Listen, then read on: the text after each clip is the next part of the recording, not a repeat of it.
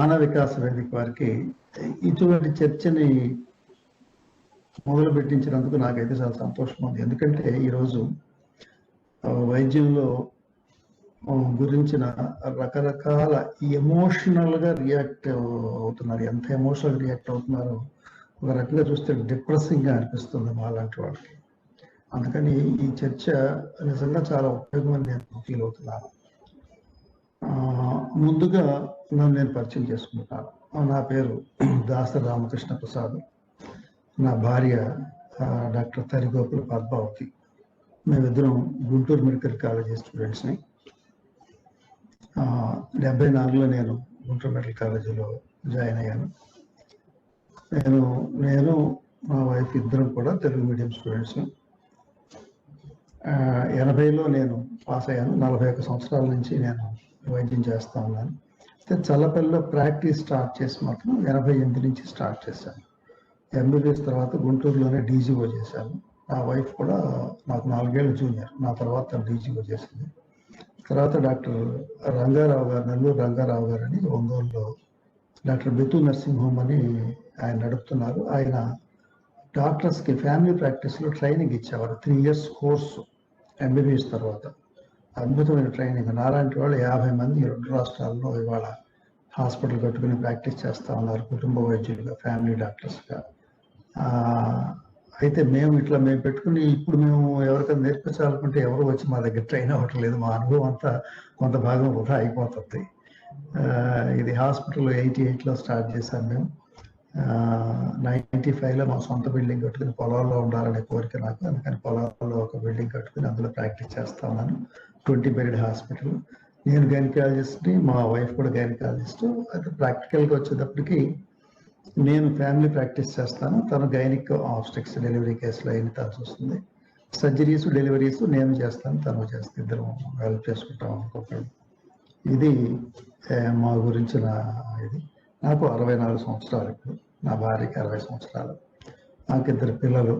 ఒక బాబు surgical gastroenterologist, Vijayawada Nagarjuna హాస్పిటల్లో పనిచేస్తాడు. మా కోడలు రేడియాలజిస్ట్, స్కానింగ్లో చేస్తుంది, అదే హాస్పిటల్ విజయవాడ. మా అమ్మాయి అల్లుడు ఇద్దరు టీసీఎస్ కంపెనీలో సాఫ్ట్వేర్ ఇంజనీర్లు. వాళ్ళు ప్రస్తుతం ప్రాజెక్ట్ మీద 7 ఏళ్ళ నుంచి దుబాయ్లో ఉంటున్నారు. నెక్స్ట్ ఇయర్ మళ్ళీ హైదరాబాద్ వచ్చేస్తారు. ఇది మా ఫ్యామిలీ. మా మనవాళ్ళు, మా అబ్బాయికి 2 పిల్లలు, అమ్మాయికి 2 పిల్లలు. నేను తెలుగు మీడియంలో చదువుకున్నాను. మా పిల్లలిద్దరినీ తెలుగు మీడియంలో చదివించాను.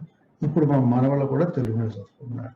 ఎప్పుడన్నా మీ మానవ వికాస వేదికల్లో ఇటువంటి చర్చలు కూడా అవకాశం ఉంటే మీడియంలో చదివించడంలో నా అనుభవాన్ని ఎప్పుడైనా చెప్పమంటే ఎప్పుడన్నా ఇంకోసారి ఎప్పుడన్నా చెప్తాను, ఎందుకు ప్రత్యేకంగా తెలుగు మీడియంలో చదివించాను అనేది. అది ఒక ఆస్పెక్ట్. నాకు ఇంట్రెస్ట్ ఉన్న ఇది ఒకటి మీడియం ఆఫ్ ఎడ్యుకేషన్, స్కూలింగ్లో మీడియం ఆఫ్ ఎడ్యుకేషన్ నాకు బాగా ఇంట్రెస్ట్. దాని మీద గత 40 సంవత్సరాల నుంచి ప్రతిరోజు ఒకరితో మాట్లాడతాం. ఇవాళ టాపిక్ అది కాదు కదా, కానీ ఒక మాట మాట్లాడే కదా, అట్లా రోజు ఒకరితో తెలుగు మీడియంలో ఎవరి భాషలో వాడు చదువుకోవాలనేది మాది మాట్లాడతాను. ఎందుకనేది అంటే శాస్త్రీయం కాబట్టి మాట్లాడతాను. ఓకే, ఇది నా గురించి పరిచయం. సో ఇప్పుడు టాపిక్లోకి వచ్చేద్దాం. టాపిక్లో వైద్యంలో శాస్త్రీయత, అశాస్త్రీయత. అంటే శాస్త్రీయత అంటే ఏంటి, అశాస్త్రీయత. ప్రతి వాళ్ళు శాస్త్రం అంటారు. అసలు మాది శాస్త్రం కాదని ఎవరు అంటారు?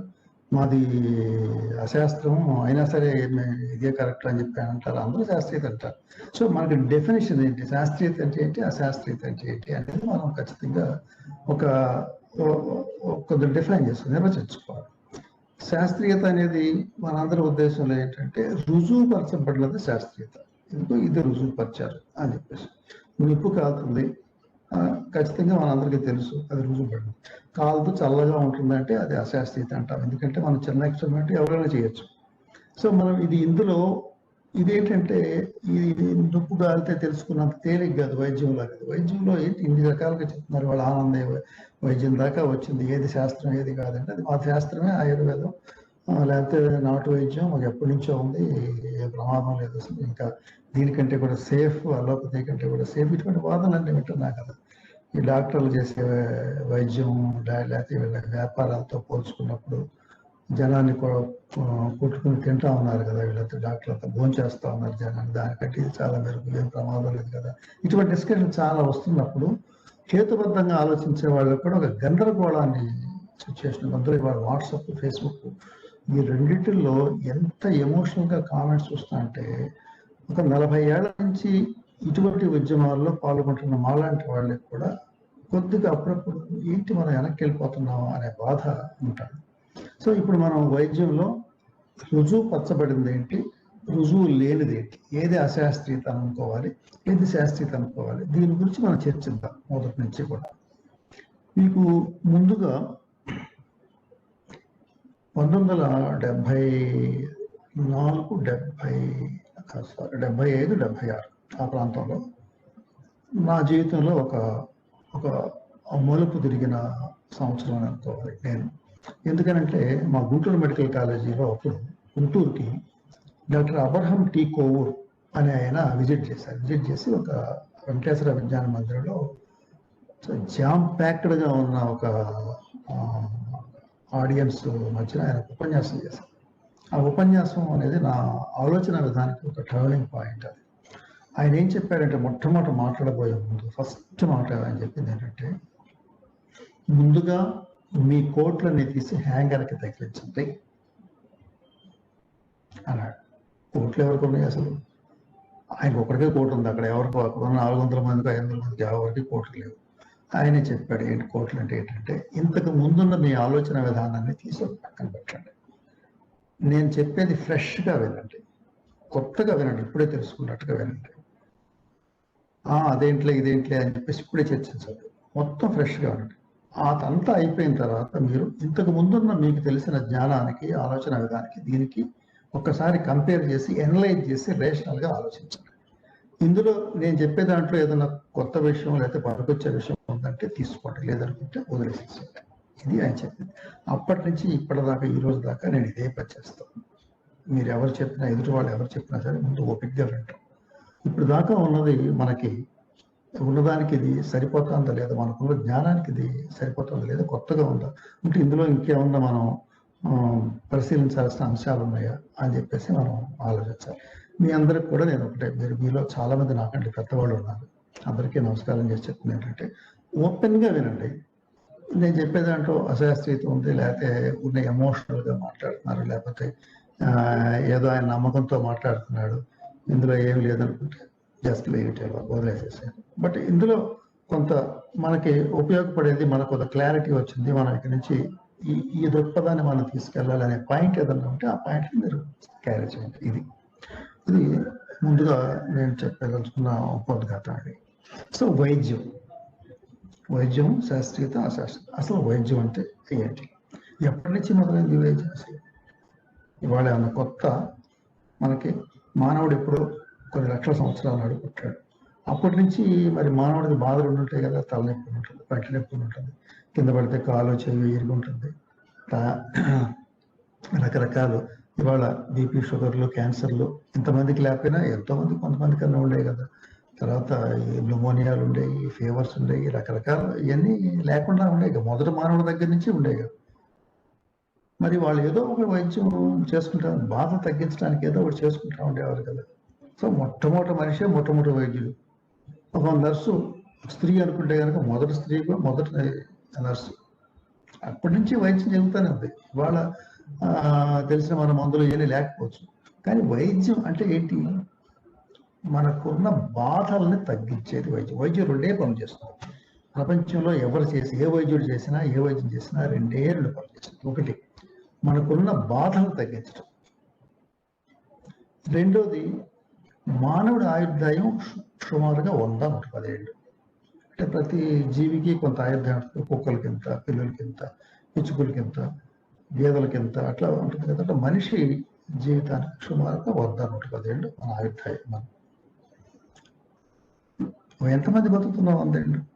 ఈ 100 ఏళ్ళ దాకా వీలైనంత వరకు నెట్టడానికి ప్రయత్నించడమే వైద్యం చేసే రెండో పని. వదిలేస్తే బతికే వాళ్ళ సంఖ్య చాలా చాలా తక్కువ. మామూలుగా వదిలేస్తే బతికే వాళ్ళ సంఖ్య. వైద్యంతో ఇంకా కొన్ని విషయాలతో కలిపి మనం చూసుకుంటే ఎక్కువ మంది వీలైనంత వరకు అటువైపుకి 100 వైపుకి నెట్టడానికి ప్రయత్నిస్తాం, కానీ ఖచ్చితంగా ఓడిపోతాం. ఎప్పుడు ఓడిపోతాం? 70 ఓడిపోవచ్చు, 80 ఓడిపోవచ్చు, 90 ఓడిపోవచ్చు, 99 కావచ్చు, లేదా కొంతమంది 100 టచ్ అయ్యి 103, 104 దాకా ఉండొచ్చు. కానీ ప్రకృతిలో పుట్టుక ఎంత సహజమో మరణం అంత సహజమని మనందరికీ తెలుసు. కానీ మరణించేదాకా మన ఆయుర్దాయం ఉన్నంత, మానవుడు ఆయుర్దాయం ఎంతైతే ఉందైతే అంతవరకు వీలైనంత ఎక్కువ కాలం బతకాలనేది సహజమైన కోరిక. మన వాళ్ళని బతికించుకోవాలనేది మనకి కుటుంబ సభ్యులకి, మిత్రులకి, బంధువులకి అంతా ఉండే కోరిక. మన మానవాళిలో మిగతా వాళ్ళందరినీ కూడా ఇట్లా బతికించుకోవాలనేది మనందరికీ సహజంగా ఉండే కోరిక. ఇది ఇప్పుడు నేను చెప్పాను, రెండు పనులు వైద్యం చేసేది. ఒకటి మన బాధను తగ్గించడం. బాధ అంటే నొప్పనే కాదండి, తలనొప్పి వచ్చింది నొప్పి, ఒళ్ళు నొప్పులు వచ్చింది నొప్పి, జ్వరం వచ్చింది అదొక రకమైన బాధ. అట్లాగే వాటిని తగ్గించుకోవాలి. పన్ను నొప్పి వచ్చింది, కింద పడ్డాం, దెబ్బ తగిలింది, చెయ్యి ఇరిగింది, నొప్పి వచ్చింది, నొప్పి తగ్గించుకోవాలి. బాధపడలేం కదా. కాకుండా కొంతమందికి ఒంటరికి వెళ్తుంటే బాత్రూమ్కి వెళ్ళేదాకా పోసుకునేదాకా ఆకుండా గుడ్డలో పడిపోతాయి అనుకోండి. అది విరోచనకి వెళ్దాం అనుకుంటే అసలు బాత్రూమ్కి చెంపట్టుకుని ఊరు బయటకి వెళ్ళాల్సి వచ్చేది. అప్పుడు దాకా ఉండకుండా మధ్యలో అయిపోతుంది అనుకోండి. అది బాధే కదా, నొప్పి కాకపోవచ్చు, బాధే కదా, ఇబ్బంది కదా, సోషల్గా సాంఘికంగా 10 మంది ముందు ఏం. సో వీటన్నిటినీ తగ్గించటం అనేది వైద్యం చేసే పని. మొట్టమొదటిది మానవుడు బాధలను తగ్గించేది. ఏ వైద్యమైనా, వైద్యం అన్నాను పలానా పేరు పెట్టలేదు. రెండవది వీలైనంత వరకు మన ఆయుర్దాయాన్ని, మానవుడు ఆయుర్దాయం ఎంతవరకు ఉందో 100-110 వరకు వీలైనంత వరకు నెట్టడం. ఇది ఇంతవరకు క్లియర్గా ఉండాలి. వైద్యం చేసే పని ఈ రెండే పనులు. సో మొదట మరి నుంచి ఈ పని ఇవాళ మొదలైంది కాదు. ఏదో మనకు చాలా మందులు ఉన్నాయి, దానికి మందం దీనికి మందం అని మందులు వాడుతున్నాం వాళ్ళు. మరి మానవుడు ప్రాచీన కాలంలో మానవుడు వైద్యం చేసుకున్నాడు. ఆ కాలంలో వాళ్ళ అనుభవాన్ని బట్టి ఇదిగో ఏదో ఒక బాధ వస్తే ఈ వేరు నవ్వులు, లేదా ఈ ఆకు నవ్వులు, లేదా ఈ పువ్వు నవ్వులు, లేకపోతే ఈ కషాయం తీసుకుని రకరకాల ప్రయత్నాలు చేసి వాళ్ళ అనుభవం మీద ఇదిగో ఈ నొప్పికైతే ఇది, ఈ జ్వరానికైతే ఇది చేస్తే బాగుంది అని ఏదో కొన్ని అవగాహనలకు వచ్చారు. అవగాహన వచ్చి వాళ్ళు వైద్యం చేసుకుంటారు. ఎక్కడెక్కడ ఉన్నారు, ఎన్ని రకాల వైద్యాలు ఉన్నాయి. గ్రీకులు ఉన్నారు. గ్రీకులకి వాళ్ళకి సంబంధించిన వైద్యం వాళ్ళకి చేతైనంత వరకు వాళ్ళ సమాజంలో వాళ్ళు చేసుకున్నారు. దాని నుంచి రోమన్లు కొంత వైద్యాన్ని నేర్చుకున్నారు. భారతీయులు ఉన్నారు. భారతీయులకు మరి ఎప్పటి నుంచోనే మనకి కొంత నాగరికత ఉంది, కొంత వైద్యం ఉంది.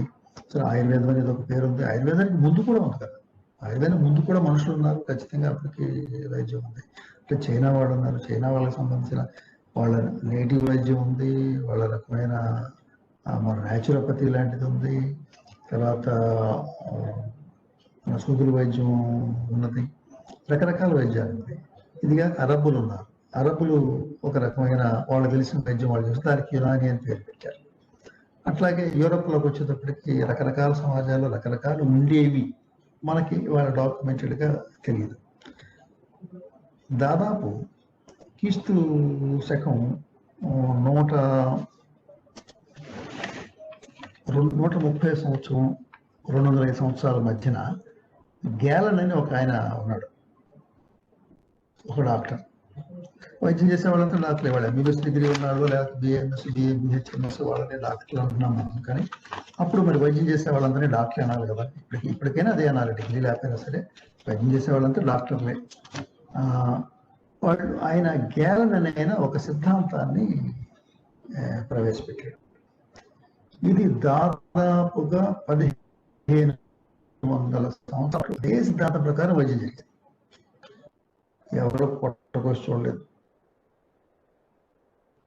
లోపల ఏముందో, ఈ తలలో లోపల ఏముందో తెలియదు సరిగ్గా. దానికి మెదడు పేరు పెట్టుకోకపోవచ్చు వాళ్ళు, కానీ లోన ఏముందో వాళ్ళకి తెలియదు. ఇక్కడ గుండె ఉంది, గుండెలో ఏముందో, గుండె ఏం చేస్తుందో తెలియదు.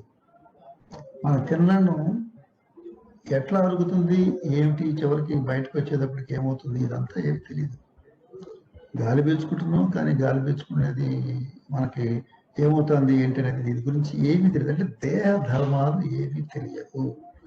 దేహం యొక్క లోపల భాగాలు ఎట్లా ఉన్నాయో ఇవాళ మనందరూ తెలుసు. లోపల పేగులు ఉన్నాయి, లివర్ ఉంది, కిడ్నీలు ఏది నాకు తెలుసు. ఆ కాలంలో ఏమి 1500 సంవత్సరాలు 1600 సంవత్సరాల వరకు, మనం క్రీస్తు శకం 16 సంవత్సరాల వరకు ఇవన్నీ ఏమీ తెలియకుండా వైద్యం జరిగేది.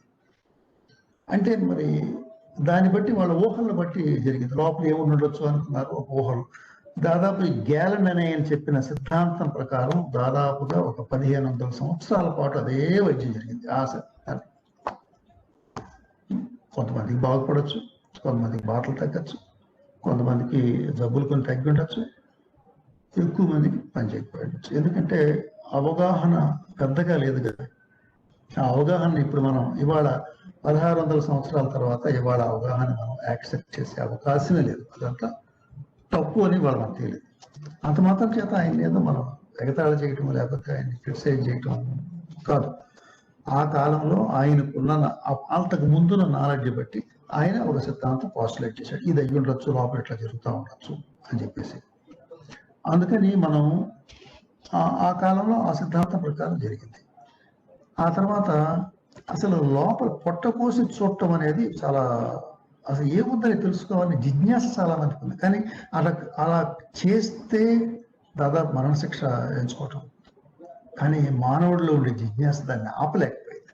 మరణశిక్షలు లేకపోతే ఇటువంటి వెసాలిగస్ అని ఆయన ఏం చేశాడంటే, రాత్రిపూట అందరూ నిద్రపోయిన తర్వాత ఒక లాంతర పట్టుకుని శ్మశానానికి వెళ్ళేవాడు. వెళ్ళి శవాలు తవ్వేసి డిసెక్షన్ చేసి చూసుకునేవాడు. వాళ్ళ బాడీలని మీరు అవయవదానం గురించి, దేహదానం గురించి మీరు ప్రచారం చేసే సభ్యులు కొంతమంది, వాళ్ళందరికీ నిజంగా చాలా సంతోషం అండి, నమస్కారం పెట్టాల్సిందే. ఆ కాలంలో బాడీని డిసైడ్ చేయటం అనేది పాపం, ఇక భూశిక్షణ చేసుకోవడం. అటువంటి సిచ్యువేషన్లో కూడా అసలు లోపల ఏం జరుగుతుందనే జిజ్ఞాస మానవుడికి ఉండి ఆయన వెసాలిగస్ అనే ఆయన వెళ్ళి సమాధిని తవ్వి అందులో డిసెక్షన్ చేసి తెల్లవారుజాము 4 దాకా ఎక్కడి దాకానో అన్ని నోట్స్ రాసుకుని మళ్ళీ పూజ చేసి వచ్చి కామ్గా ఇటు వచ్చుకుంటాం. ఇట్లా ఆయన నోట్స్ రాసి ఎనాటమీని, మానవుడి దేహం లోపల ఇట్లా ఉంది, అంతకుముందు అనుకున్నది వేరు, ఇప్పుడు చూసింది వేరు. ఆ తర్వాత విలియం హార్వే అనే ఆయన దేహ ధర్మాలన్నింటినీ చెప్పగలిగాడు.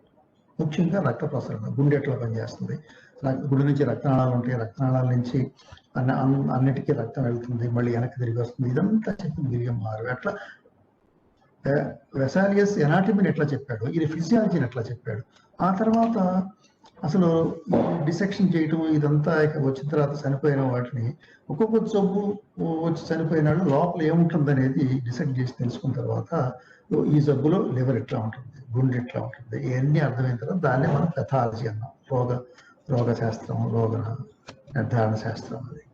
ఆ తర్వాత అసలు ఇప్పుడు ఇవాళ ఏదో కరోనా వైరస్ అది ఇది అని చెప్పి వైరస్ వచ్చేసింది, లేకపోతే బ్యాక్టీరియల్ ఇన్ఫెక్షన్ వచ్చింది, ఇవన్నీ రకరకాల మాటలు మనకు తెలుసు ఇప్పుడు. కానీ 160 సంవత్సరాల క్రితం ముందు దాకా సూక్ష్మజీవులు ఉన్నాయి అనేది ఈ ప్రపంచంలో ఎవరికీ తెలియదు. 160 సంవత్సరాలు, 1860 తర్వాత మాత్రమే సూక్ష్మజీవులు ఉన్నాయి, బ్యాక్టీరియా ఉన్నాయని. ఆ తర్వాత కొంతకాలానికి వైరస్ ఉన్నాయని చెప్పేసి తెలిసింది 1860 తర్వాత. దాన్ని మైక్రోబయాలజీ వాటిని స్టడీ చేసి ఏమేమి క్రిములు ఉన్నాయి వాటిని ఐడెంటిఫై చేయటం, ఇవి ఏమి జబ్బులు క్రియేట్ చేస్తున్నాయి అని చెప్పేసి చేసేది అది మైక్రోబయాలజీ అనే శాస్త్రాన్ని డెవలప్ చేశారు. ఆ తర్వాత వీటికి అసలు మందులు కనిపెడతాం అనేది మొదలైంది. ఇప్పుడు మొట్టమొదటి యాంటీబయాటిక్ వచ్చింది 1942 సెకండ్ వరల్డ్ వార్లో. మొట్టమొదటి సైనికుల మీద పెన్సిల్ మందు వాడారు. మనకి తెలిసిన వాటిల్లో దాదాపు 199.9 మందులు ఆ తర్వాత ఈ గత 100 సంవత్సరాల్లో కనిపెట్టి, 100 కూడా ఎక్కడ 80 సంవత్సరాలు, 1942, ఇది 2020. ఈ 80 సంవత్సరాల్లో యథామత నేను చెప్పదలుచుకుంది ఏంటంటే, సుమారుగా 1600 సంవత్సరాలకు ముందు వైద్యం అంతా ఒక రకమైన ప్రాచీన వైద్యం. 1600 సంవత్సరాల తర్వాత ఉన్న వైద్యం అంతా మానవుడి శరీరాన్ని, శరీర ధర్మాలని, రోగాల్ని, మైక్రోబ్స్ని వీటన్నిటిని స్టడీ చేసి మొదలు కనిపెట్టిన తర్వాత వచ్చింది ఆధునిక వైద్యం. ఇది ఒక పేరు, మనం ఆధునిక వైద్యం. కొంతమంది అలోపతి అంటారు, కొంతమంది ఇంగ్లీష్ వైద్యం అంటున్నారు, పేరు ఏదైనా పెట్టుకోండి. ఆధునిక వైద్యం ఎక్కడి నుంచి వచ్చింది? ఒక్కసారి ఉన్నట్టు ఆకాశం మీద నుంచి వచ్చి భూమి మీద పడితే, లేక ఒక గౌతమ బుద్ధుడు కనుక ఎక్కడో ఒక కూర్చుంటే బోధివృక్ష ముందు కూర్చుంటే సడన్గా జ్ఞానోదయం అయినట్టు ఎవరికి జ్ఞానోదయం ఏం కాదు. గత కాలం నుంచి మానవుడు పుట్టినప్పటి నుంచి ఇప్పుడున్న వైద్యాలన్నిటి యొక్క సారాంశమే ఇవాళ అందులోంచి మంచిని తీసుకున్నదే, అందులో పనికొచ్చేది ఏంటో తీసుకున్నదే ఆధునిక వైద్యం. దీనికి ఒక పేరు మనం అలోపతి అని సాధారణంగా అంటారు, ఇంకా మామూలుగానే ఇంగ్లీష్ వైద్యం అంటారు. కానీ దీనికి కరెక్ట్ వాడు మాత్రం ఆధునిక వైద్యం. ఆధునికం కరెక్ట్, ప్రాచీనం తప్పంటారా మీరు అని అడిగాడు నాకు మిత్రుడు. ఒకే ఒక ఎగ్జాంపుల్ చెప్తాను. మన తాతలకి అప్పటికి అంత శక్తి లేదు, ఒక పాక వేసుకుని ఉండేవారు. ఆ రోజు అది రక్షణ ఇచ్చింది, ఇవ్వగలిగినంత ఇచ్చింది. వర్షాల నుంచి, ఎండల నుంచి, భూకంపాల నుంచి ఎంత వస్తే అంత అటువంటి వాటి నుంచి రక్షణ ఇచ్చింది, న్యాచురల్ కెలామిటీస్ నుంచి. తర్వాత కాస్త ఆర్థిక స్థాయి పెరిగినప్పుడు పెంపుటిల్లు కట్టుకోగలిగారు. ఇప్పుడు డాబాలు కట్టుకుంటున్నాం, ఎక్కువ మంది డాబాలు, ప్రభుత్వం కూడా డాబాలే కట్టిస్తాం. ఎందుకని ఇంకొద్దిగా రక్షణ ఎక్కువ, ఇంకొద్దిగా మన టెక్నాలజీ, మనం న్యాచురల్గా ఉండే కెలామిటీస్ నుంచి రక్షించుకోవడానికి మనకి ఇంకొద్దిగా అర్థమయ్యే టెక్నాలజీని, సిమెంట్ని ఇంకా కనుక్కోవటం, కాంక్రీట్ కనుక్కోవటం వల్లగా మనం ఇవాళ ఇంకొద్ది భూకంపాలు తట్టుకునే ఇళ్ళు, ఎండలకి వానలకి ఇంకా బాగా తట్టుకునే ఇళ్ళు మనం కట్టుకోగలిగాం, డాబాలు కట్టుకోగలిగాం. ఇప్పుడు మన తాతను చూసి మనం ఎగతాళి చేయాలా? వాళ్ళు పాకలు బతికారు, వాళ్ళకి చేత కాలేదు అని చెప్పి చేయాలా? గ్రాడ్యువల్గా అందులోంచి పెంకిటిల్లోంచి డాబాలు, ఇంక ఇందులోంచి ఎందులోకి వెళ్తాం మనకు తెలియదు. ఇవన్నీ కూడా మన అండర్స్టాండింగ్ పెరిగే కొద్దీ, శాస్త్రాన్ని, సైన్స్ని మనం అర్థం చేసుకునే కొలది, ఉన్న ప్రకృతి వనరులన్నీ మనకు అనుగుణంగా మార్చుకునే, మనకి న్యాచురల్ కెలామిటీస్ నుంచి తప్పుకునేటట్టుగా, ప్రమాదం లేకుండా చేస్తున్నట్టుగా చేసుకునే అండర్స్టాండింగ్ వచ్చి వాటిని వాడుకోవటం మూలంగా వచ్చిన తప్పితే, ఇవాళ మన తాతల్ని ఎగతాళి చేయటం, వాళ్ళ పద్ధతులు ఎగతాళి చేయటం ఎంత హాస్యాస్పదమో, పాత వైద్యాల్ని మనం ఎగతాళి చేయటం హాస్యాస్పదం. పాత వైద్యాల్లో శాస్త్రీయత ఉన్నది, అశాస్త్రీయత ఉన్నది. ఎందుకని ఉన్నది? వాళ్ళకి తెలిసిన దేహధర్మాలు, ఎనాటమీ ఎంతవరకు తెలుసో దాన్ని బట్టి వాళ్ళు ఊహించారు అంతే. కానీ వాళ్ళు మనకి ఇంకా లోతుగా తెలిసింది, ఎనాటమీ తెలిసింది, దేహధర్మాలన్నీ తెలిసినాయి. అందుకని మనం ఇంకా కెమిస్ట్రీ బాగా అభివృద్ధి చెందింది. వీటన్నిటి మూలంగా అట్లాగే diagnostic tools, ultrasound, scanning, x ray, CT స్కాన్లు, ఎంఆర్ఐలు, ఇంకా రకరకాల బోల్డ్ అంతా ఫిజిక్స్ని, కెమిస్ట్రీని, వీటన్నిటిని ఉపయోగించుకొని, మనం బయోకెమిస్ట్రీని ఉపయోగించుకొని మనం బోల్డ్ జబ్బుల్ని మనం కనిపెట్టగలుగుతాం. రోగ నిర్ధారణ పెరిగింది, మనకి మందులు పెరిగినాయి, ఇవన్నీ పెరిగినాయి. అందుకని మనకి ఇంకా పిన్ పాయింటెడ్గా ఇది ఈ జబ్బుకి ఈ మందు, ఈ జబ్బులు కనిపెడతాం. ఇట్లా ఇవాళ కరోనా వచ్చింది, RTPCR test gold standard. RTPCR test కనిపిస్తే ఖచ్చితంగా అది కరోనానే. సో దానికి వైద్యం ఇది 1 2 3 4 4 లేదు, ఇందులో ఈ 1 2 3లు ఉపయోగపడలేదు, తీసేది 4 5 6 ఏదైతే ఉందనుకున్నాం. అట్లా అనుభవం మీద మనం మార్చుకుంటూ ఉంటాం, దాని కోట కాస్త మార్చుకుంటూ ఉంటాం. ఇదే ఆధునిక వైద్యం. ఇంకొక ఎగ్జాంపుల్ నేను చెప్తాను. సర్పగంధి అనేది అందరూ మిత్రులందరూ వినే ఉంటారు.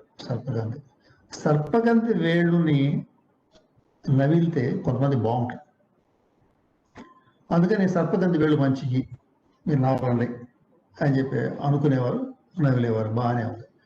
ఏదో ఆ తేడాకి ఈ తేడాకి రకరకాల చాలా వాటికి నవిలేశారు. ఎందుకు బాగుంటుంది ఇది, ఇందులో ఏమన్నా ఉపయోగపడే అంశం ఉందా లేకపోతే ఏంటి అనేది కనిపెడతానికి దీన్ని ల్యాబ్కి తీసుకెళ్ళి ఒక కంపెనీ వాడు ఏం చేశాడు, ఇక్కడి నుంచి స్విట్జర్లాండ్ తీసుకుపోయి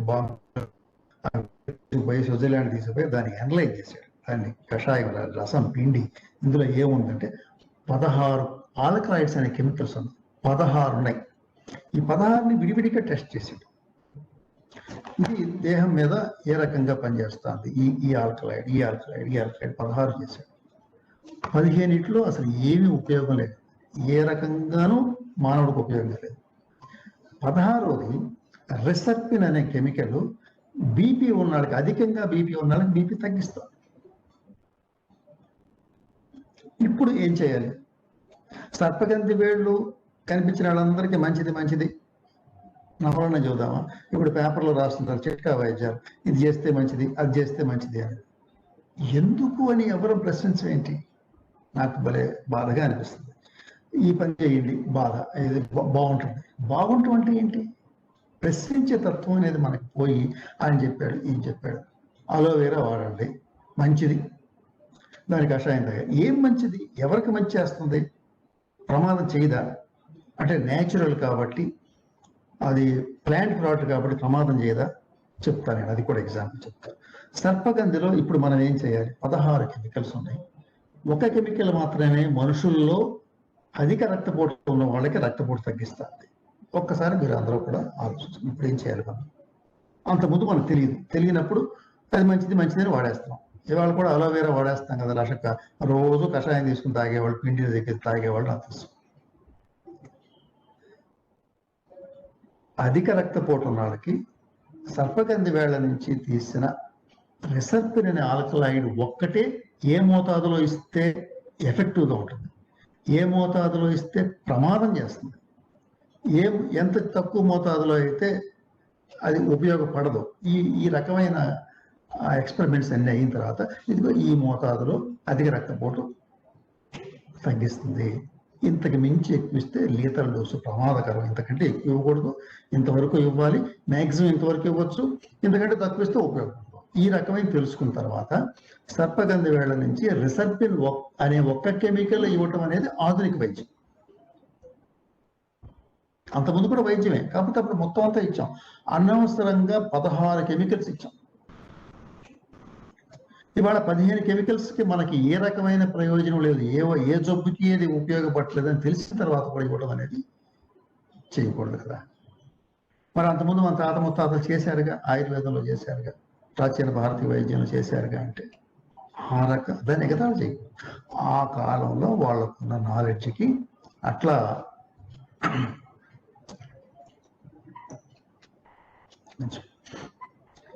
అది చేయగలిగారు.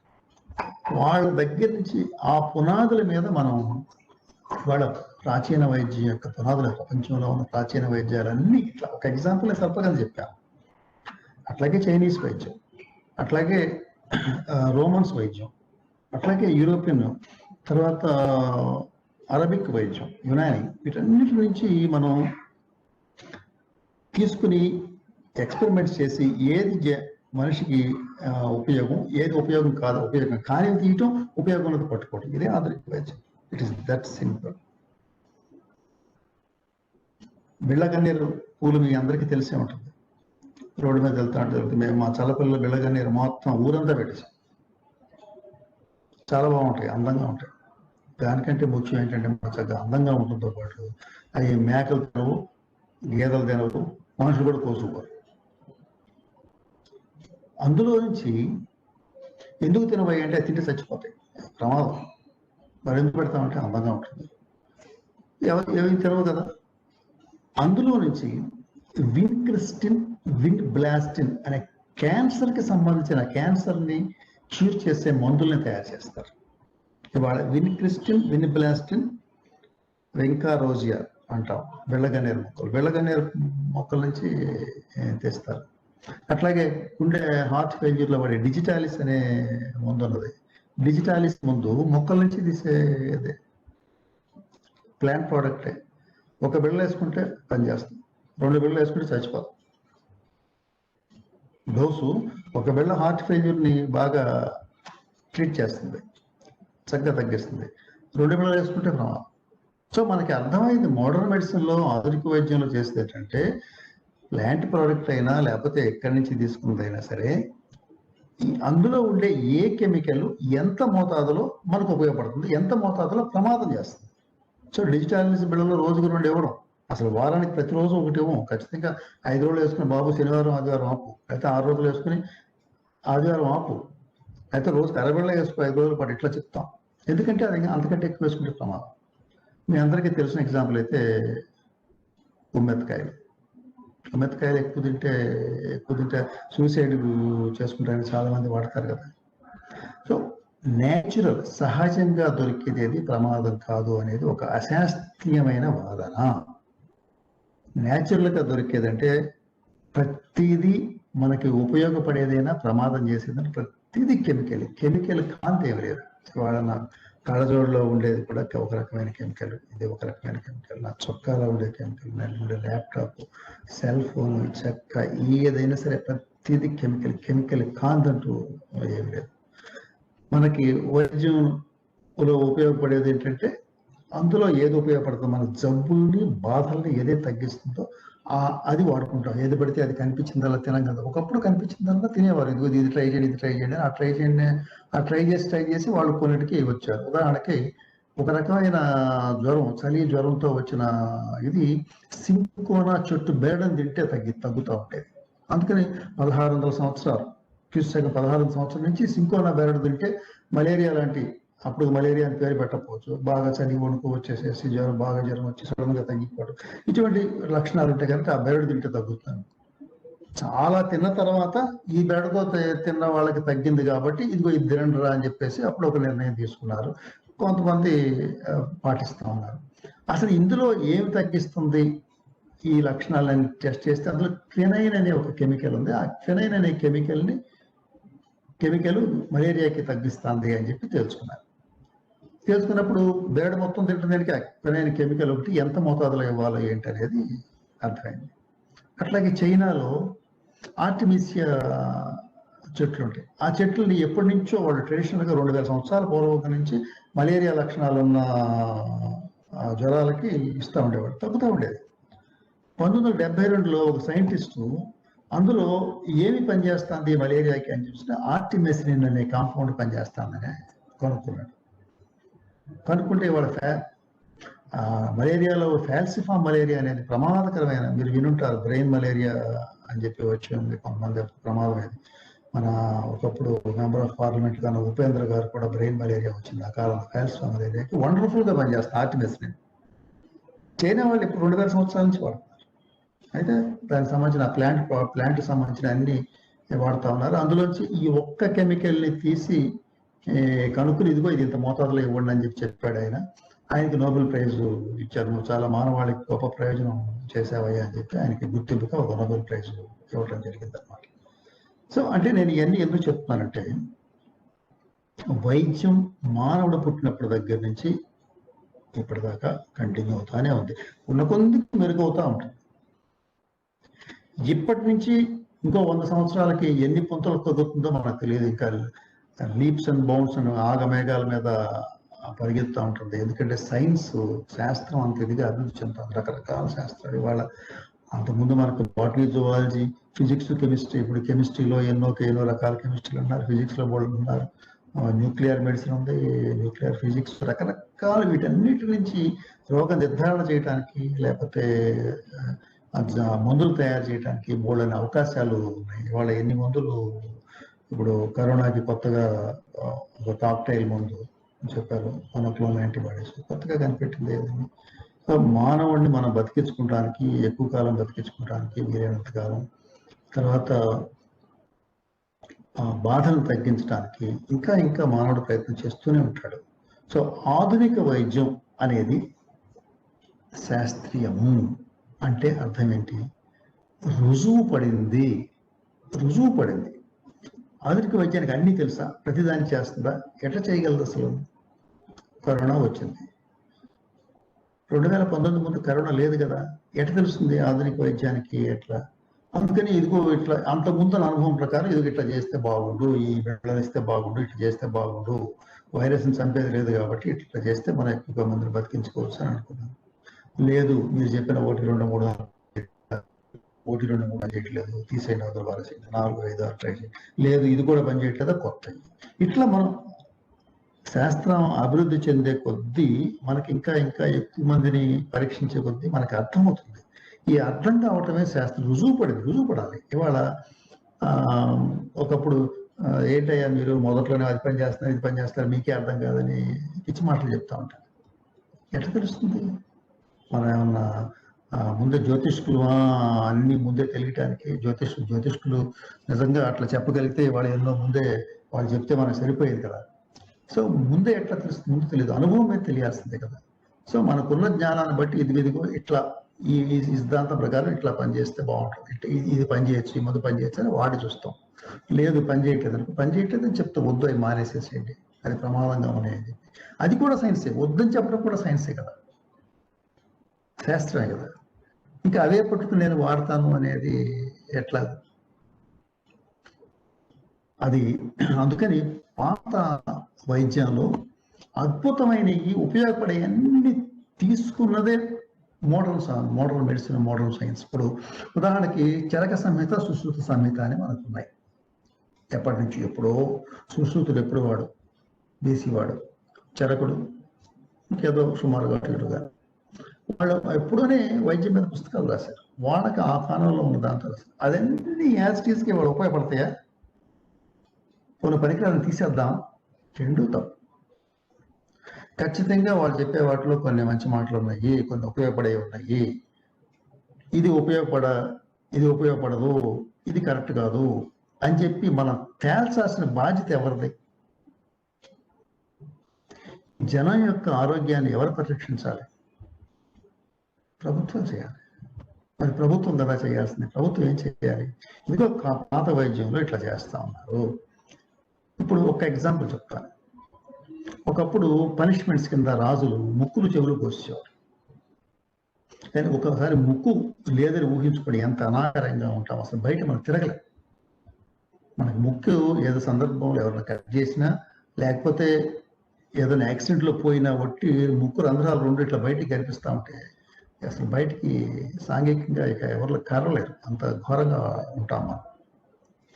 అందుకని దానికి సుశ్రుతుడు ఒక ఆపరేషన్ కనిపెట్టాడు.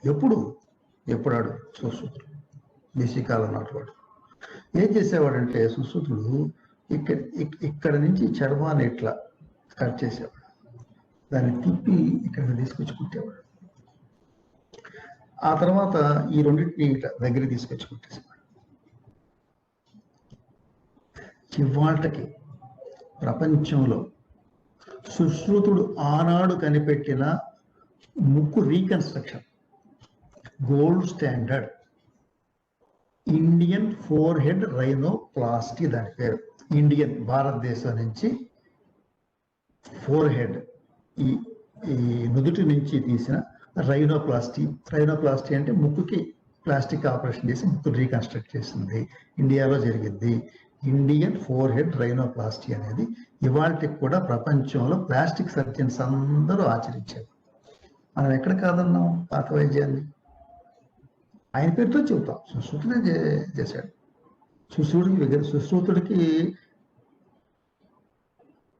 ఆస్ట్రేలియాలో విగ్రహం కూడా పెట్టి మెడికల్ కాలేజ్ తగిన విధంగానే గౌరవించాం.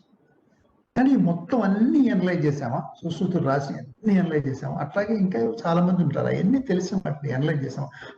అదొక పనిగా, అదొక ప్రత్యేకమైన కార్యక్రమంగా చేసి మనం అభివృద్ధి చేయాలి.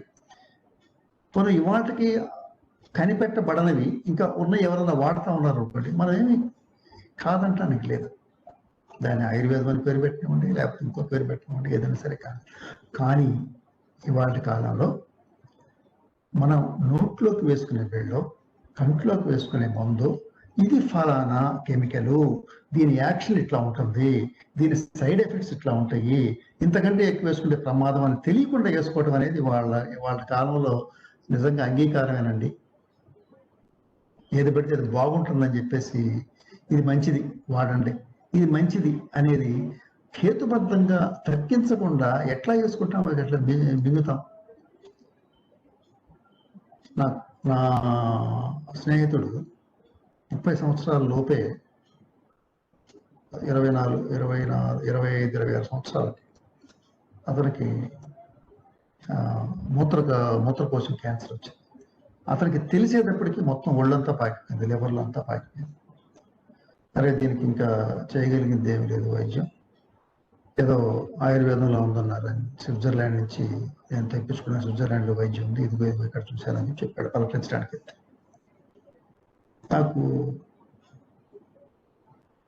జాలేసింది, బాధ వేసింది. అంటే మిత్రుడు ప్రమాదంలో ఉన్నాడు అనేది బాధ. అరే పాపం, మనిషికి ఆశ ఉండటం సహజం, ఇంకా బతకాలి. 25 ఏళ్ళ కుర్రాడికి, 27, 26, 27 ఏళ్ళ కుర్రాడికి ఇంకా దాదాపు 50 ఏళ్ళు జీవితాన్ని బతకకుండా చనిపోతున్నాడే, 4th స్టేజ్లో క్యాన్సర్ ఉంది అనేది బాధ. ఉండాలనేది వీలైనంత కాలం బతికుండాలనేది ఆశని మనం కాదంటాం లేదు అని ప్రయత్నించాడు. వెళ్ళి స్విట్జర్లాండ్ నుంచి తెప్పించుకున్నాడు నాకు తెలుసు. కానీ అతను 6 నెలలు, సంవత్సరం కంటే ఎక్కువ కాలం బతకలేదు. సాధ్యం కాదు. ఇవాళ క్యాన్సర్ వైద్యం మనకి ఎన్ని తెలిస్తే, ఎంత లోతుగా అధ్యయనం చేస్తే, కొన్ని క్యాన్సర్లకి చక్కటి వైద్యం, కొన్ని క్యాన్సర్లని ఒక 5 సంవత్సరాలు 6 సంవత్సరాలు మరణాన్ని పైదా వేయగలం, కొన్ని క్యాన్సర్ని ఏమి చేయలేం. కొంతకి మనం దీన్ని ఇంకా కొత్త మందులు కనిపెడతాం, కొత్త ప్రొసీజర్స్, ఆపరేషన్లు, మందులు, రేడియేషన్, కరెంటు పెడుతుంది, ఇటువంటివన్నీ చేస్తా వైద్యం అంతకుముందు కంటే ఖచ్చితంగా బాగుంది. ఇది రుజువు పడినది మాత్రమే మనం శాస్త్రంగా అంగీకరించాలి. రుజువు పడనిది ఎట్లా అంగీకరిస్తాం? మనం పాత వైద్యాన్ని ఎట్లా అంగీకరిస్తాం? అందుకని ఆల్టర్నేటివ్ మెడిసిన్ చాలా పాపులర్గా ఉన్న పదం. Holistic medicine. ఒక మనిషికి అలోపతి సరిపోదు, కొంత ఆయుర్వేదం కావాలి, హోమియో కావాలి, అది కావాలి, ఇది కావాలి అని చెప్పేసి రకరకాల వాదనలు ఉన్నాయి. హోలిస్టిక్ మెడిసిన్ అని చెప్పేసి అంటారు. అట్లాగే ఆల్టర్నేటివ్ మెడిసిన్, అలోపతి ఒక వైద్యం, ఆల్టర్నేటివ్ మెడిసిన్ ఇంకొక మెడిసిన్ ఉంటుంది. సిద్ధ, యునాని, ఆయుర్వేదం, హోమియోపతి, ఎలక్ట్రో హోమియోపతి, రేకి, ప్రాణిక్ హీలింగ్, ఇవన్నీ ఉన్నాయి. వాటిలో కొన్ని ఇందులో అవుతాయి, కొన్ని అందులో అవుతాయి అని చెప్పేసి ఇట్లా అనుకుంటారు. ఆల్టర్నేటివ్ మెడిసిన్ అనే పదం అనేది తప్పు అని నా ఉద్దేశం. వాటన్నిటి నుంచి వచ్చిందే కదా ఇది.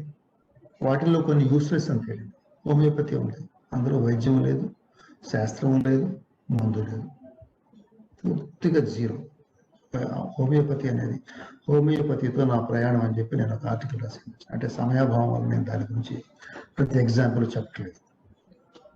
అసలు రేకి ఉంది, ప్రాణిక్ హీలింగ్ ఉంది, ఏముంది అందులో మనకి పనిచేయడానికి ఏముంది? ఇక్కడి నుంచి నేను ఒకటే ప్రశ్న వేశాను, అది పనిచేస్తాయి అనుకునే వాళ్ళకి. పాత ప్రశ్న, చాలా పాత ప్రశ్న. మంత్రాలకు చింతకాలు రాలుతాయా? మీరు రాలుతాయి అని ఎవరైనా నమ్మేవాళ్ళు ఉంటే కనుక రేకి పనిచేస్తుంది, హోమియో పనిచేస్తుంది, ప్రాణిక్ హీలింగ్ పనిచేస్తుంది. కానీ ఆయుర్వేదం, సిద్ధ, యునాని వీటిల్లో ఏదో ఒక సబ్స్టెన్స్ ఉంది, మీరు మింగుతున్నారు.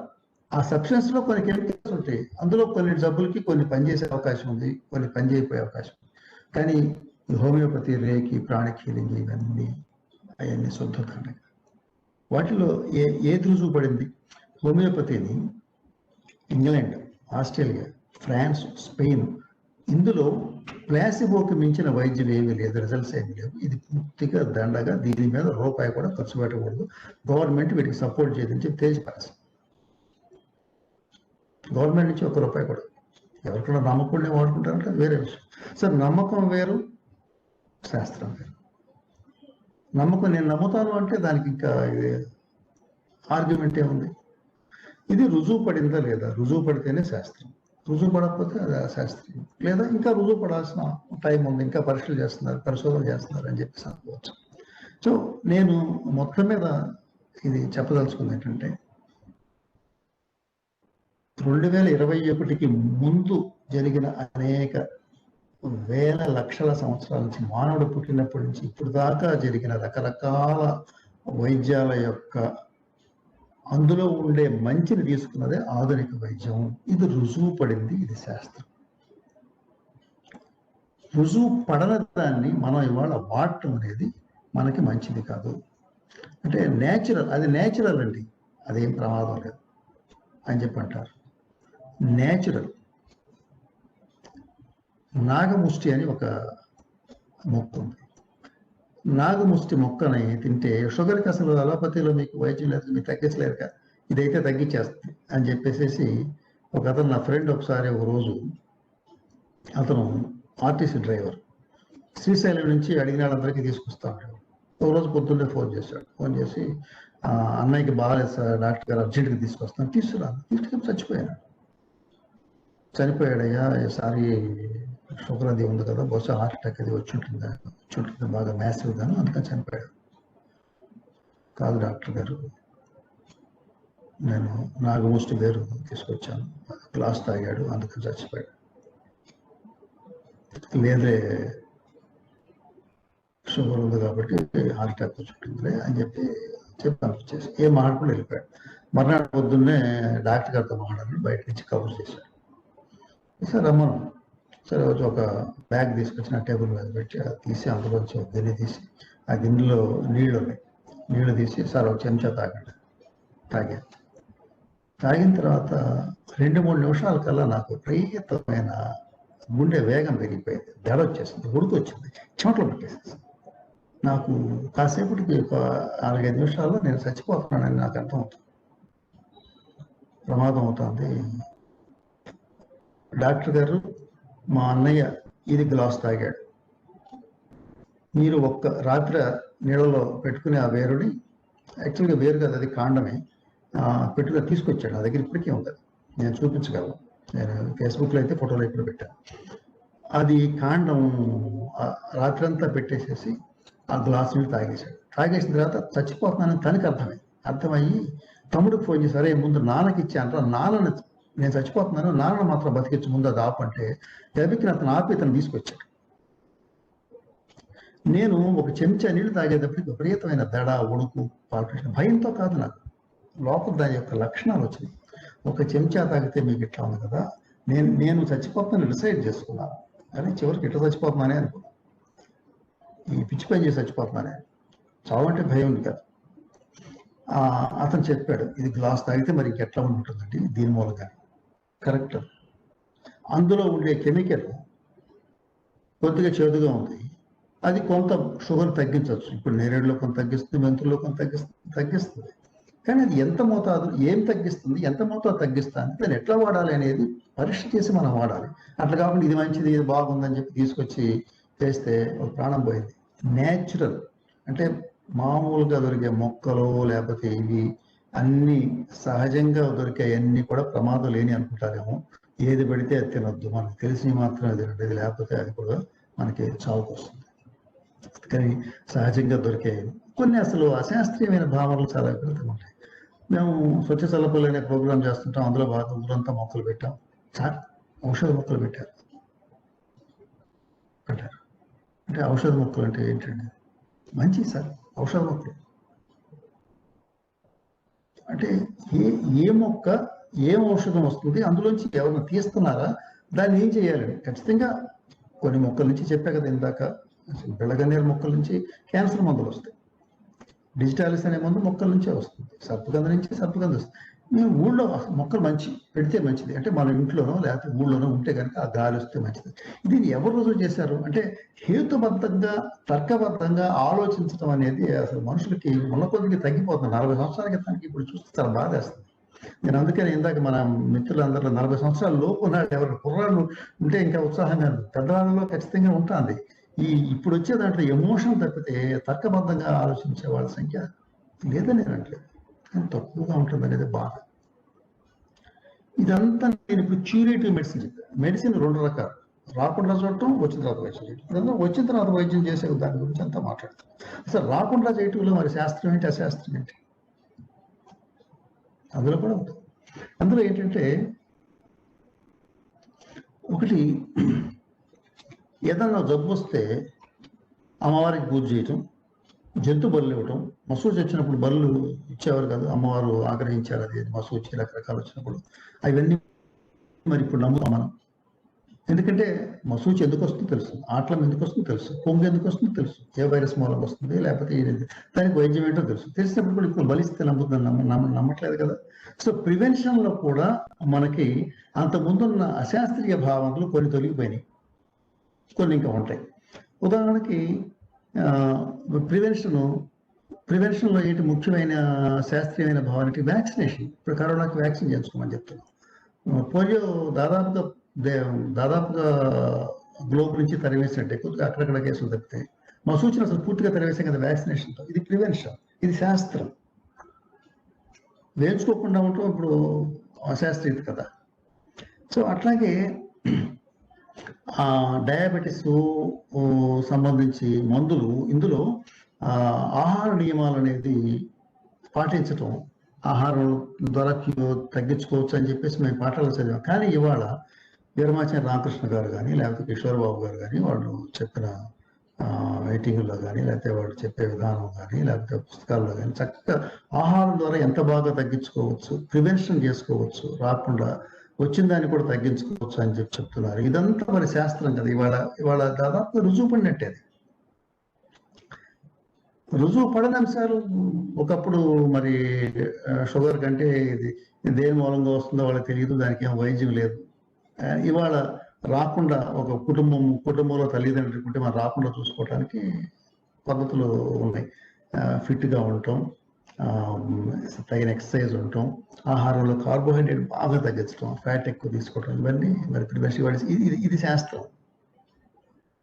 అంతకుముందు మేమే ఆ శాస్త్రం బోధించాము 1970 నుంచి. కొన్ని ఫ్యాట్ బాగా తగ్గించాలి అని చెప్పేసి కానీ వాళ్ళ ఫ్యాట్ ఎక్కువ తింటేనే షుగర్ తగ్గుతుంది. ఇది కూడా శాస్త్రీయ భావన. ఇది కూడా అట్లాగే ఒక్కటి నేను అనుకున్న దానికంటే కొద్దిగా ఎక్కువసేపు మాట్లాడేదాన్ని. ప్రివెన్షన్లో ముఖ్యమైనది చెప్పాల్సింది, ఈ ప్రపంచంలో రకరకాల జబ్బులు ఉన్నాయి, అంటువ్యాధులు ఉన్నాయి, అంటుకోని వ్యాధులు ఉన్నాయి. అంటువ్యాధుల్లో ఒకప్పుడు కలరా, టైఫాయిడ్, అట్లాగే గ్యాస్ట్రోఎంటరైటిస్, విరోచనాల జబ్బులు, జాండిస్, కామెర్లు, ఇటువంటివన్నీ ఉన్నాయి. టీబీ, ఇటువంటి జబ్బులు, ఇప్పుడు కరోనా, ఇవన్నీ ఉన్నాయి. వీటన్నిటినీ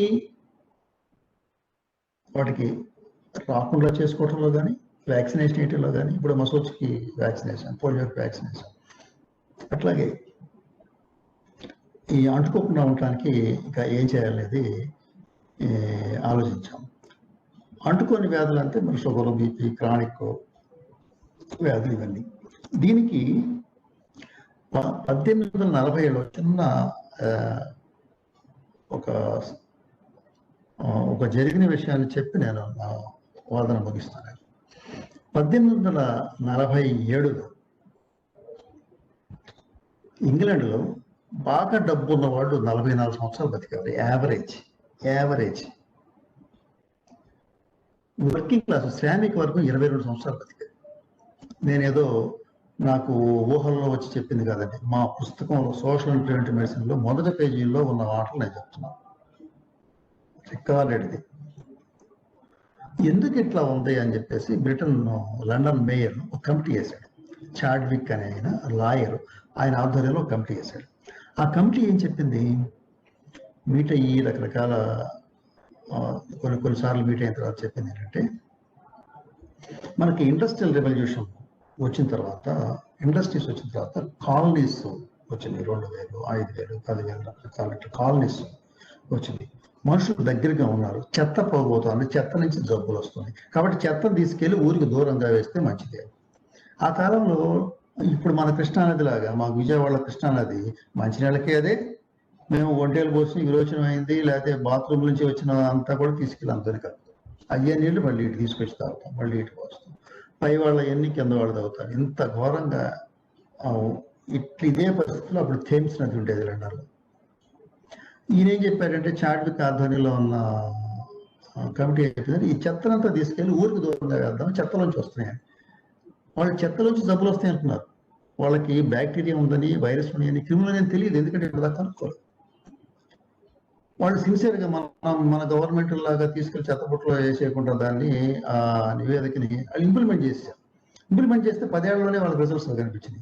అంటే 22 సంవత్సరాలు శ్రామిక వర్గానికి, 44 సంవత్సరాలు బాగా డబ్బున్న వాళ్ళకి, ఇప్పుడు యావరేజ్ చేసుకుంటే 33 అనకూడదు. శ్రామిక వర్గం ఎక్కువ ఉంటారు కదా, సుమారుగా 30 సంవత్సరాలు యావరేజ్ లైఫ్ స్పాన్. 30 సంవత్సరాలు. ప్రపంచంలో ఒక 100 ఏళ్ల క్రితం లైఫ్ స్పాన్ దాదాపు ఒక ఇంతే ఉంటుందండి, 40 సంవత్సరాలు అట్లా ఉండేది. ఇవాళ మనకి 69 సంవత్సరాలు. మన దేశంలో, బ్రిటన్ లాంటి దేశాలకి 80 సంవత్సరాలు. ఎక్కడి నుంచి వచ్చింది ఇది? శాస్త్రం. సైన్స్ డెవలప్ అవటం మూలంగా, మనకి అండర్స్టాండింగ్ ఎక్కువ అవటం మూలంగా, దానికి తగ్గట్టుగా దానికి వైద్య విధానాలు కనుక్కోవటం మూలంగా వచ్చింది. ఇవాళ 30 సంవత్సరాల నుంచి ఇది 10 సంవత్సరాల్లో వాళ్ళకి మార్పు వచ్చింది. 1862 ఆ తర్వాత, అంటే వీళ్ళు 47 అయితే 15-20 సంవత్సరాల తర్వాత బ్యాక్టీరియా కనిపించింది. ఎవరో ఒక ఆయన బుక్ పబ్లిషర్ అమెరికా నుంచి వచ్చి ఆ కాలంలో అమెరికాని విజిట్ చేయడం అనేది వాళ్ళకి వాళ్ళ ఇప్పుడు కూడా చేస్తాను అనుకోండి.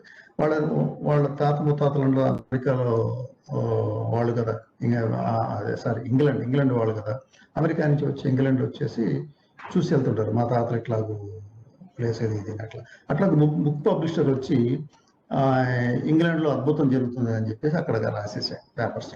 రాస్తే వాళ్ళు అమెరికా. అట్లాగే 1920 వచ్చేటప్పటికి 1847 నుంచి యావరేజ్ 30 yearsగా ఉన్న లైఫ్ స్పాన్ 1920 వచ్చేటప్పటికి అమెరికా, యూరప్, ఆస్ట్రేలియా, న్యూజిలాండ్, ఇప్పుడు ఏదైతే మనం డెవలప్డ్ కంట్రీస్ అనుకున్నామో ఆ డెవలప్డ్ కంట్రీస్ అన్నీ కూడా కరెక్ట్ పోతే ఒక్కటి 1847 నుంచి 1920 దాకా ఒక 73 సంవత్సరాలలో మానవుడి ఆయుర్దాయం అభివృద్ధి చెందిన దేశాలు, ఇప్పుడు మనం ఏదైతే అభివృద్ధి చెందిన దేశాలలో అనుకున్నామో వాటి 57 సంవత్సరాలు ఇది పెరిగిందండి. ప్రపంచంలో ఇంతకంటే అద్భుతమైన విషయం వైద్య విధానంలో ఇంకేమీ లేదండి. 27 సంవత్సరాల పాటు లైఫ్ స్పాన్ పెంచింది ఒకటే ఒక్క ఇది శానిటేషన్. 1920కి ఒక్క యాంటీబయాటిక్ లేదు. హాస్పిటల్స్ దాదాపుగా వినిపిస్తుందండి, వినిపిస్తుందా? కంటిన్యూ చేయనండి. వినస్తుంది. ఓకే, మళ్ళీ పాజిటివ్ వచ్చింది రెజ్యూమ్. ఓకే. ఒక యాంటీబయాటిక్ లేదు. ఇప్పుడున్న మనం వేసే మందులు ఏవీ లేవు. హాస్పిటల్స్ చాలా అరుదు, చాలా తక్కువ హాస్పిటల్, డాక్టర్లు చాలా తక్కువ, పారామెడికల్ స్టాఫ్ చాలా తక్కువ. ఇప్పుడున్న మన పల్స్ ఆక్సిమీటర్లు, ఇంటింటికి పల్స్ ఆక్సిమీటర్ ఉంది. ఇప్పుడు మనకి పల్స్ ఆక్సిమీటర్లు లేవు, ఆపరేషన్ చేసే మొత్తం ఇచ్చే ఇవి లేవు, ఐసీయూలు లేవు, వెంటిలేటర్లు లేవు, ఏమీ లేకుండా ఈ ప్రపంచంలో మానవాళికి అత్యద్భుతమైన జరగడానికి ఆవిష్కరణ అంటే శానిటేషన్. పరిశుద్ధమైన పరిసరాలు, ఇంటి పరిసరాలే ఇల్లు కాకుండా చుట్టుపక్కల ఉండే వాతావరణం అంతా కూడా, పరిసరాలంతా కూడా బాగుంటాం అనేది 27 సంవత్సరాల పాటు పెరిగింది. ఆ తర్వాత మనకి వచ్చిన ఆవిష్కరణలు యాంటీబయాటిక్స్ రావడం, లేకపోతే ఐసీయూలు, ఇవన్నీ వీటి మూలంగా ఆ 57 నుంచి వాడు 80 దాకా వెళ్ళటం అనేది జరిగింది అనమాట. సో నా బాధ ఏంటంటే 1920లో రుజువు పడిన అంశం శానిటేషన్, పరిసరాల పరిశుభ్రత అనేది ఎంత ఇంపార్టెంట్ మానవుడి ఆరోగ్యానికి అని చెప్పి తెలిసి రుజువు అయిపోయిన తర్వాత 70 సంవత్సరాల దాకా, అంటే 1910 నుంచి నేను చెప్తున్నాను, 90 సంవత్సరాలు అయినా సరే ఇంత చండాలంగా, ఇంత ఘోరంగా, ఇంత దరిద్రంగా మనం బతకాలి, అనాగరికంగా బతకాలని నాకు పెద్ద బాధ. అందుకని 2010లో నేను ఊళ్ళో అందరితో పెద్ద వాళ్ళతో మీటింగ్ చేసి ఇట్లా కాదు, మనం ఎక్కడ పడితే అక్కడ రోడ్లన్నీ చండాలంగా ఉన్నాయి అని చెప్పేసి మనం ఏదైనా చేద్దాం అని చెప్పి మొదలు పెట్టాం. But it was a failure, ఎందుకంటే మాకు ఏం చేయాలో అర్థం కాదు. బట్ 2014 నుంచి ప్రతిరోజు 1.5 గంటల పాటు, మినిమం 1.5 గంటల, ఉదయం 4:30 నుంచి 6 గంటల దాకా మేము రోడ్లు ఊడటం, డ్రైన్ క్లీన్ చేయటం, మొక్కలు జంగిల్ క్లీనెస్ చేయటం, కొత్త మొక్కలు పెడతాం, వాటికి కంప పెడతాం, వాటికి నీళ్లు పోయటం, పెంచడం, ఇవన్నీ చేస్తాం. ఈ కరోనా టైంలోనే మేము ఆగింది. అంతకుముందు 2014 నవంబర్ 12 నుంచి ఇవాళ వరకు ఈ కరోనాలో లాస్ట్ ఇయర్ ఒక 4 నెలలు, ఇప్పుడు ఒక నెలన్నర తప్పితే ప్రతిరోజు 4:30 నుంచి 6 గంటల దాకా మినిమం.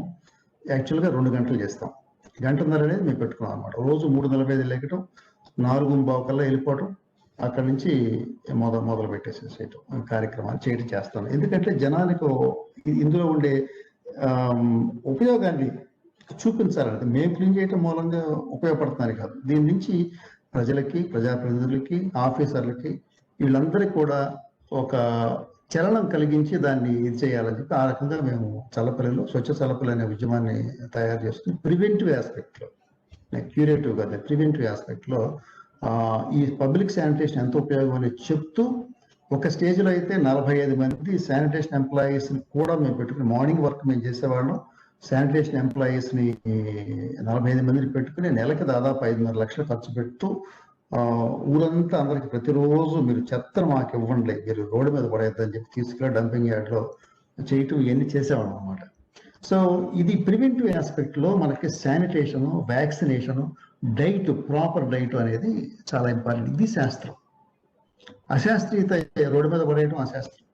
వ్యాక్సిన్ వేయించుకోకపోవడం కూడా ఇవాళ శాస్త్రీయం. అంటే కొన్ని వ్యాక్సినేషన్లో కొన్ని డౌట్స్ అయి ఉండొచ్చు, అది వేరే విషయం, జనరల్గా చెప్తాను. ఆ తర్వాత మనకి డైట్, ఏ డైట్ తీసుకోవాలనేది ఇవాళ ప్రూవ్ అయింది ఏంటంటే ఫ్యాటీ డైట్ మూలంగా మనకి అది ప్రమాదం లేకపోతే మనకి అదే లాభం అనేది ప్రూవ్ అయింది. ఇది అండి. నేను ఇందులో వైద్యంలో ఏది శాస్త్రం ఏదో శాస్త్రం, ప్రివెంటివ్ ఆస్పెక్ట్లో ఇది, క్యూరేటివ్ ఆస్పెక్ట్లో ఏంటనేది ముందు చెప్పాను, తర్వాత ప్రివెంటివ్ ఆస్పెక్ట్ చెప్పాను. ఇది నేను చెప్పదలుచుకుంటే ఇంతవరకు అండి. ఇంతతో ముగిస్తాను. ముందుగా మిత్రులందరికీ నాకు అవకాశం ఇచ్చినందుకు ధన్యవాదాలు.